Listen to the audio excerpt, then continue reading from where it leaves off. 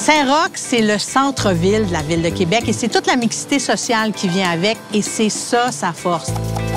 Ça attire donc des restaurateurs qui ont envie de sensations fortes et des gens qui ont envie de s'en mettre plein les papilles, puis c'est ça qu'on va faire aujourd'hui. Je m'appelle Alison Van-Rassel. Bienvenue dans mon petit guide gourmand du quartier Saint-Roch.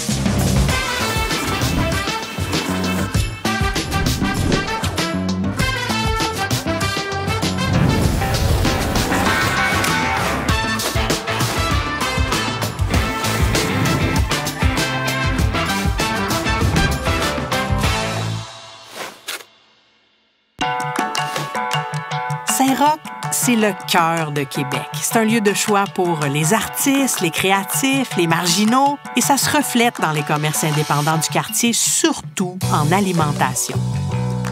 La famille Ono Izakaya, Ono Ramen, est un excellent exemple. Il y a un petit côté badass, mais il y a aussi une créativité sans bon sens dans l'assiette et derrière le bar. Et ça fait qu'on voyage avec nos papilles jusqu'au Japon. Bien, on s'en va voir et goûter la cuisine de Sylvain Boudreau et Patrick Beaulieu. Sylvain, Patrick, salut. Salut. Merci de m'accueillir chez Ono Ramen. Ça fait plaisir. En m'en venant ici, je me disais, mais comment est-ce que je le présente, ce restaurant-là? Clairement, on plonge dans l'univers du ramen, mais est-ce que c'est un restaurant japonais, québécois? En fait, ça se veut à la base une découverte en fait, du monde du ramen, tant pour nous que pour les clients. Je crois que ça a été vraiment un gros travail de recherche en arrière. Puis je pense que c'est vraiment ça, c'est d'y aller vraiment, de rester vrai. Ça se peut qu'on trouve ça un peu québécois, je pense. Bien, en fait, vous cuisinez avec des aliments québécois. Je veux dire, vous avez des collaborations avec des fermes d'ici. Fait qu'il y a beaucoup de Québec là-dedans. Exact, là. exact. Sylvain, tu viens d'un univers de cuisine française. Oui. Tu te ramasses dans un restaurant, chef d'un restaurant japonais. Je vois un petit sourire en toi ici. Là. Ça a été quoi le défi pour toi? Ça a été un énorme défi. J'ai dû apprendre pratiquement de zéro ou presque. J'ai toujours eu une espèce de passion pour la cuisine asiatique en général. Pourquoi? Les saveurs, le profil, même juste la culture. T'sais, on a eu tellement des bonnes discussions par rapport à ça. À un moment donné, il a fallu que je dise, OK, là tout ce que tu as appris dans la cuisine française ou européenne, là, t'oublies ça. Ouais. C'est l'assaisonnement, là, ça va venir plus tard. Là, on fait juste un bouillon. Après ça, on rajoutera l'assaisonnement. Donc, puis, si tu penses que tu as besoin d'avoir beaucoup de saveurs, ben fais x10 à ça. C'est comme toujours plein la face de saveurs. Est-ce qu'on commence par le bouillon? C'est là, la base qui fait toute la différence? C'est la base, je veux dire. En fait, un ramen, si on y va vite, c'est principalement 5 éléments. C'est un bouillon, c'est les tarés, ce qu'on appelle les tarés ou les assaisonnements. C'est une huile aromatique. C'est évidemment les nouilles. Et après ça, c'est tout ce qu'on appelle les garnitures, les protéines, les légumes. Donc, il n'y a pas beaucoup de place pour se tromper. Tu as 5 éléments, il faut que les 5 soient hyper top-notch, comme on dit. Okay. Donc oui, la base, c'est les bouillons, en fait, avec des os de poulet ou de porc. Ensuite de ça, ben, on construit quelque chose à partir des 5 éléments. Mais oui, si le bouillon n'est pas parfait, ça se ressent sur la suite. La recette de nouilles est quand même aussi importante que le bouillon et fait à la main, batch par batch, dans un appareil importé du Japon, ici, dans votre établissement. C'était pas un choix, en fait. Il fallait absolument y aller vers des nouilles maison.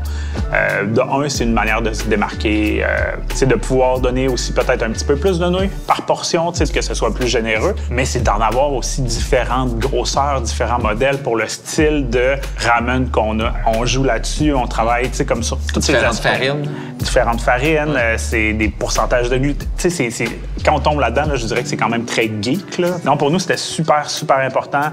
Puis la machine, on est rendu à produire entre 800 et 1000 portions de nouilles par semaine.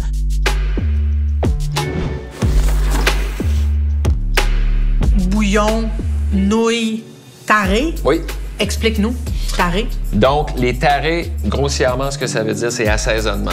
Donc, on a toujours un bouillon qui n'est pas assaisonné du tout. Il n'y a pas de sel, il y a des aromates, mais aucun assaisonnement. Donc, la tarée, c'est ce qui vient donner l'assaisonnement et un peu la saveur au ramen. Okay. Le type de ramen, donc, c'est vraiment la tarée qui va donner un peu l'essence, la personnalité au ramen, exactement. Oui. La tarée au miso doit avoir à peu près 42 ingrédients dedans. Là, effectivement. Oui, on parle d'une tarée au miso, mais on n'a pas simplement du miso. Il y a du gochujang, il y a du gingembre, il y a énormément de produits. Là. Ensuite de ça, les huiles aromatiques, super important aussi. Oui. Donc, c'est des infusions. Si c'est une huile à l'ail, ben, il y a une quantité phénoménale d'ail. Je pense que pour, admettons, 1 kg d'huile, il va y avoir 1 kg d'ail. Et si c'est pas plus, c'est tant pour tant ou sinon même un peu plus dans le ratio. Fait que plein la face. Faut que ce soit punché parce que dans un ramen, on va mettre grosso modo 3/4 d'once d'huile. Donc, faut que ça soit super punché. Ensuite de ça, ben, les garnitures, on parle évidemment du porc chachou, le classique, le flan de porc grillé. Ensuite de ça, ben, c'est des bok choy, épinards, des shiitake, super populaires, ou les légumes qu'on a sous la main. Le fameux œuf. Ah oui, ben oui, j'allais oublier les œufs mollets, qui est comme le classique des classiques, les œufs marinés, ouais. Fait que finalement, ce que tu me dis là, c'est ce qui se passe dans la cuisine, juste en arrière. Là. Ben voilà, juste derrière ici, c'est sûr qu'on va y aller. Ah oui, on y va. On y va, ça c'est sûr. Et je te ferais même essayer de faire un ramen. Pour vrai? J'aimerais ça. Oh boy, c'était pas prévu ça.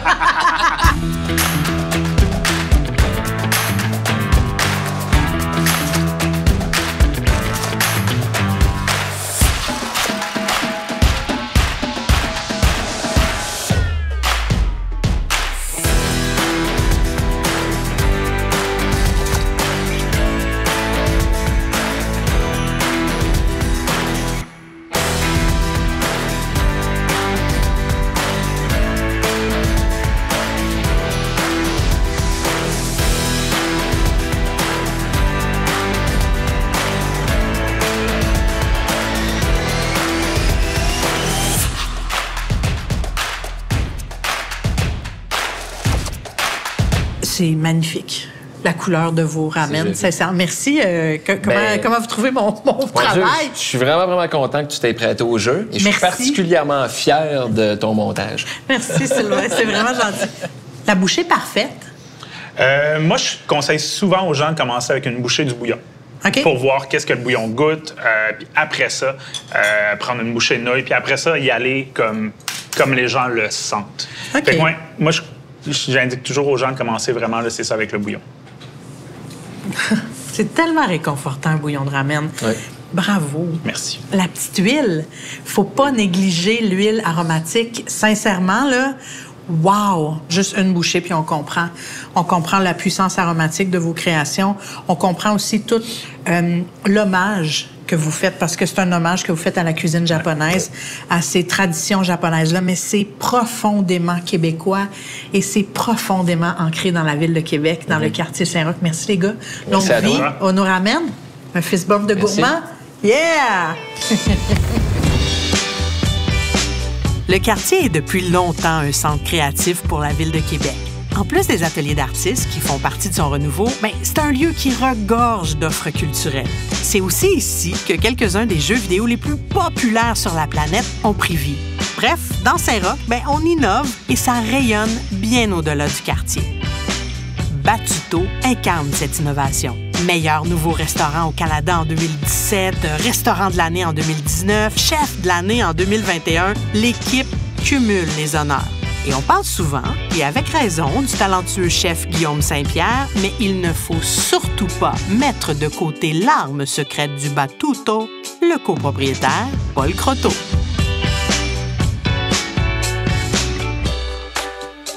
Guillaume, Paul, salut! Salut, Fabien. Merci de m'accueillir dans votre magnifique petit restaurant au Grand Cœur. Je suis comme curieuse, comment est-ce que la cuisine italienne est arrivée dans vos vies? On a travaillé quand même dans des endroits qui en faisaient, je pense, à petite échelle, sans s'assumer restaurant italien. Fait que, tu sais, depuis très longtemps, on fait des pâtes fraîches, on fait du pain, on fait des trucs beaucoup à la main. On est extrêmement complémentaires, moi et Paul, dans une cuisine. Puis c'était de mettre ça en valeur, en fait, puis de le montrer aux gens qu'est-ce qu'on pouvait faire. Puis la cuisine italienne, c'était comme notre... C'était ça le chemin qu'il fallait prendre. C'est la manière dont on se complétait le mieux parce que il y a du pain, il y a des pâtes, il y a une grosse section gluten, mettons, là, en Italie. Puis ça, c'est comme la zone que Paul ils performent très bien là-dedans. Ouais. Puis moi, je suis comme plus du côté salé, sauce, les entrées un peu plus, tu sais, des trucs funky ou actuels. Ouais. Dans les premiers temps, je me souviens, vous disiez que les Italiens de Québec viennent, les Italiens de Montréal viennent, du reste du Canada viennent aussi, regardent le menu et voient des choses que leur grand-mère cuisinait. C'est fait ça. que nécessairement, il y a comme une grand-mère italienne qui sommeille en dedans de vous aussi. Ben, je pense que c'est vraiment important de la voir ou de la trouver un peu. C'est comme d'amener ce côté réconfort de la grand-mère, mais d'une manière un peu plus moderne, de Mais moderniser c'est quoi? un peu. C'est ça, c'est quoi la modernité dans la cuisine italienne? C'est différent ici. On peut pas manger à l'italienne là, exactement comme eux, ils font. Là, parce que, premièrement, on mangerait bento, probablement. Là. Le menu est comme vraiment trop long. Puis, ils ne mangeraient pas de dessert parce qu'on serait bento plein. Fait que là, maintenant, il faut manger du dessert. Il ne faut pas partir sans le tiramisu. Non, là. c'est ça, exactement. Fait que, mais dans la modernité, je pense que c'est un peu d'alléger les plats, d'alléger un peu les pâtes. Des fois, c'est d'amener de l'acidité dans des sauces, chose qu'on trouvait pas avant. Ouais. Servir des pâtes avec des beurres blancs qui amènent une acidité. Je dis beurre blanc, ça semble riche, mais souvent, c'est des sauces qui sont très rafraîchissantes. Ouais. Puis le format aussi, on a réduit ça un peu pour que les gens puissent partager, puis à 4, manger le menu au complet, tu sais. Des petites entrées aussi, des petites fritures très fines. Je pense que c'est ça aussi qu'on reconnaît beaucoup dans la cuisine du Battuto, c'est l'élégance, le respect des traditions aussi, mais en même temps, on est toujours surpris par quelque chose de nouveau. Je peux penser rapidement à la charcuterie, tu sais, dans les traditions charcuterie à l'italienne, mais fait à partir de viande très, très locale. Tout à fait. Vous auriez pu très bien décider d'importer que des produits italiens puis dire, ben voilà, on fait de la cuisine italienne, toutes nos produits sont italiens. Bon, on aurait pu faire ça, oui, mais en même temps, ça enlève un peu de l'identité de notre restaurant. Tu sais, si on se dit qu'on ouvre un restaurant italien à petite échelle, ben on se doit quand même de faire beaucoup de choses à la main. Puis ça inclut les charcuteries aussi, tu sais. Au même titre que les pâtes, le pain, les desserts, tu sais, tout est fait main. Puis c'est un peu comme notre colonne vertébrale, en fait, d'entreprise. Absolument. Mais parlons-en des pâtes. La machine avec laquelle vous préparez les pâtes vous permet quand même, avec les embouts, d'élaborer plusieurs formes de pâtes. De quelle façon est-ce que vous réfléchissez ces créations-là? Qu'est-ce qui détermine la variété de pâtes que vous allez faire? Sur le menu, ça prend... En tout cas, on a trouvé avec les années que ça prenait comme un équilibre là-dedans, soit pour la mise en place, pour le service, puis pour l'expérience totale, là, finalement. Là. Okay. Donc, on s'est dit qu'à 3 pâtes, ça en prenait une qui était à l'œuf. Donc, c'est une pâte qui est pétrie à la main par Paul. Une qui était extraite, donc c'est seulement de la semoule de blé et de l'eau. Puis une troisième qui est comme plus un dumpling. Donc, on parle ici d'un noodle ou d'un gnocchi de patates, un gnocchi de ricotta. Si on a envie de faire une sorte de pâte, Guillaume, on s'en parle, puis on fait des petits tests. On fait des tests de longueur, on fait des tests de cuisson. Après ça, on essaye 2 sauces ou 3, puis on se dit que ça fonctionne ou ça fonctionne pas, là, c'est tout. Là. C'est comme, traditionnellement, le Cresti di Gallo, il est peut-être servi avec 1 ou 2 sauces, mais nous, on le prend puis on fait ce qu'on veut. Là, ça devient comme notre cuisine italienne, en fait. Notre interprétation, là, c'est ça. Ouais. Est-ce que ça en fait d'emblée, donc, une cuisine qui est beaucoup plus québécoise, une cuisine italienne québécoise? Ben moi, j'ai envie de dire oui à ça, parce qu'on utilise beaucoup de produits québécois, tu sais, dans une technique qui est traditionnelle, dans une envie de cuisiner italien, finalement. Donc, c'est italien, québécois. Ouais, je dirais ça. Mais ça, moi, c'est ce qui me fascine le plus d'abord. Paul, explique-moi, la Kitara, qu'est-ce que tu élabores à partir de cet appareil? Ben, en fait, on fait les pâtes, les tonarelli.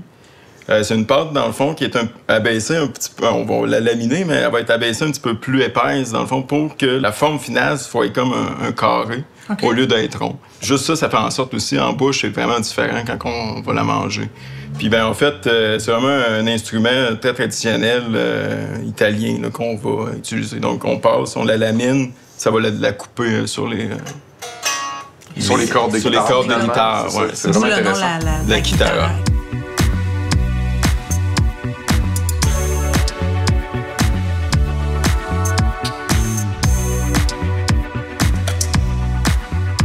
C'est rendu à mon tour. C'est ça, exact. Donc, on va prendre la Kitara, on va couper la pâte là, qu'on vient de laminer. Oui. On va juste la fleurer un peu. Là. Moi, je mets un mélange de semoule et de farine. Oui. Le milieu, ici, comme ça. Voilà. Voilà. Parfait. Là, il faut que je sorte mes bonnes épaules. Oui. OK. Fait qu'on va commencer par presser un peu. OK. Fait qu'on commence en haut. Et là, après ça, on frotte pour comme la couper.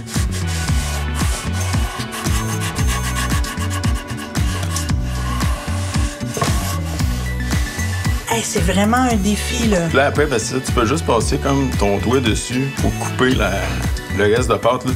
Et voilà. Fait que là, c'est la note. Tu mets ta main ici, tu renverses, puis tu essaies. Voilà. Hein?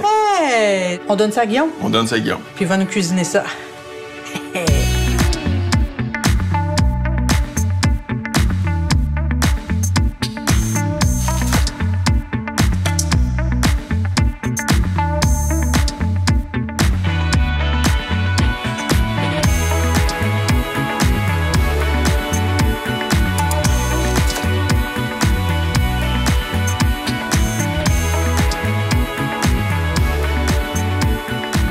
Je pense que la seconde où une bouchée de la cuisine de Guillaume Saint-Pierre et Paul Croteau touche nos papilles, le temps s'arrête.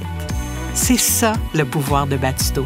On oublie tous les tracas du quotidien et on focus sur le moment présent. Mais là, on veut découvrir d'autres bonnes adresses dans le quartier, alors suivez-moi, le temps file.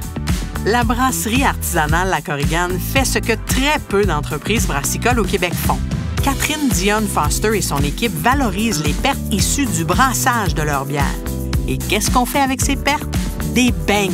Des beignes tellement cochons, tellement gourmands qu'ils valent à eux seuls autant le détour que la bière qu'on y brasse. La place Boutique Gourmande, c'est un arrêt incontournable pour mettre la main sur des produits alimentaires faits ici. Vin, bière, chips, terrine, fromage, bref, François Lebel met tout en œuvre pour créer un repère pour les gastronomes curieux de la papille. Qui dit pizza napolitaine à Québec dit Nina Pizza. La succursale maîtresse est dans le quartier Saint-Roch et c'est là qu'on retrouve le four original importé d'Italie par les deux passionnés, Pénélope et Lucie. C'est une pizza cuite au feu de bois et ça se goûte. 90 secondes de cuisson à 900 degrés Fahrenheit et c'est le pur bonheur qui en ressort. Le Clocher Penché, c'est un de mes restaurants préférés à Québec. Puis la raison est simple. Des saveurs locales, des produits de qualité et une cuisine exécutée avec attention et finesse par le chef Mathieu Brisson et son équipe. C'est l'endroit idéal pour découvrir la culture culinaire locale. Le quartier Saint-Roch, le centre-ville de Québec, le cœur de la ville de Québec, mais c'est la célébration des savoirs venus d'ailleurs, profondément ancrés dans la culture culinaire de la ville de Québec. Salut les gourmands!